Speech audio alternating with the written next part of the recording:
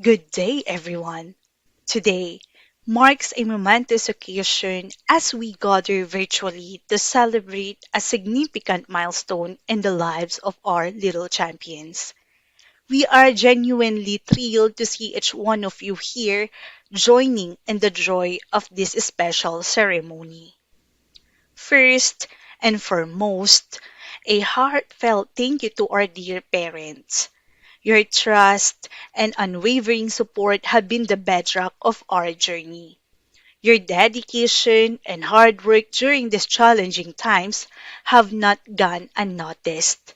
It is an honor that you selected Little Champions as the nurturing environment for your children, and we sincerely commend you for that. To our remarkable students, a resounding salute. In the face of the challenges that schooling has presented in recent years, each one of you has emerged as a true champion. Your perseverance and dedication have transformed the ordinary into the extraordinary. Today, we stand proud witnesses to your journey of turning good into better and your best. Congratulations on this well deserved achievement. We firmly believe that each of you will illuminate the world in your own unique way.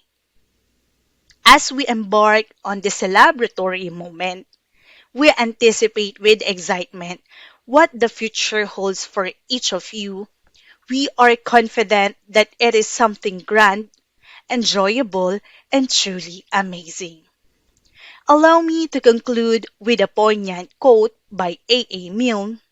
You are braver than you believe, stronger than you seem, and smarter than you think. To our dear little champions, once again, congratulations.